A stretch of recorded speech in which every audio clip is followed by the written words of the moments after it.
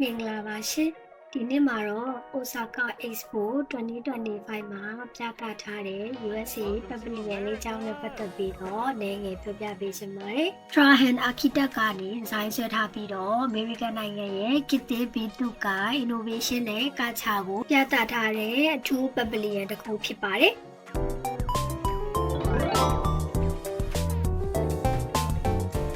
ပပလီယန်ရဲ့အပြင်ဒီဇိုင်းမှာတစ်သားနဲ့ဖန်တီးထားပြီးတော့ triangular bay တွေနှစ်ခုရဲ့အလယ်မှာ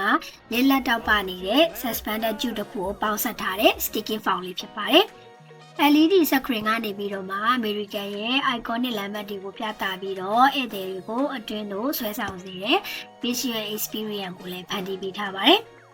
အထက်ကိုဝင်တဲ့အခါမှာတော့ bridge လိုမျိုးဒီဇိုင်းပြုလုပ်ထားတဲ့ curved wooden ground ကိုဖြတ်တန်းပြီးတော့ tube ရဲ့အောက်ကနေရှောင်းလန်းလေးကနေဝင်ပြီးတော့ open air ခောက်ရက်ကိုရောက်ရှိမဲ့ပုံစံလေးအနေနဲ့ဖန်တီးထားပါတယ်။ဒီနေရာမှာ live performance, music နဲ့ culture show တွေကိုခန်းစားနိုင်ပြီးတော့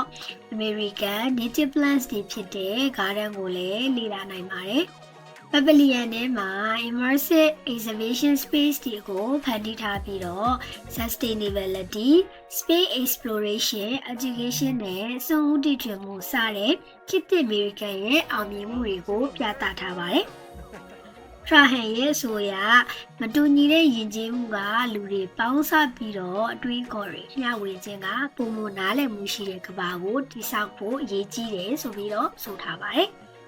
ဒီဒီဇိုင်းက sustainability ကိုအဓိကထားပြီးတော့တိုကျိုအိုလံပစ်အဆောက်အအုံမှာပြန်လည်အသုံးပြုထားတဲ့ material တွေကိုလည်းအသုံးပြုထားပါတယ်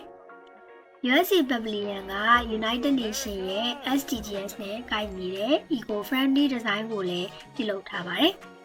Osaka Expo 2025 က Designing Future Society for Our Lives ဆိုတဲ့ theme အောက်မှာကမ္ဘာတစ်ဝန်းကနိုင်ငံတွေစုပေါင်းပါဝင်နေတဲ့ရည်ကြီးတဲ့ global event လေးတစ်ခုဖြစ်ပါတယ်။ USA Pavilion ကတော့ architecture, innovation နဲ့ human connection တွေကိုပေါင်းစပ်ထားပြီးတော့အနာဂတ်အတွက်အတွေးသစ်တွေကိုလှုံ့ဆော်ပေးထားတဲ့ Pavilion လေးဖြစ်ပါတယ်။ကြည့်ရှုပေးတဲ့အတွက်ကျေးဇူးတင်ပါတယ်။